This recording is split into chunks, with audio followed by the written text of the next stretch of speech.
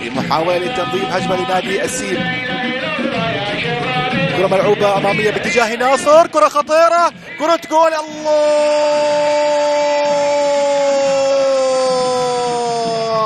ناصر الرواحي ينجح أخيرا في الوصول وفي إهداء التقدم السيباوي وفي إفراح الجماهير السيباوية كذلك بعد عدة محاولات وبعد عدة فرص ضائعة.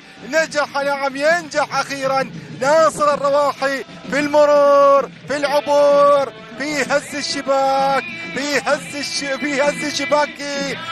الشباك العنابية. شوف تخلف جميل من ناصر في المرمى.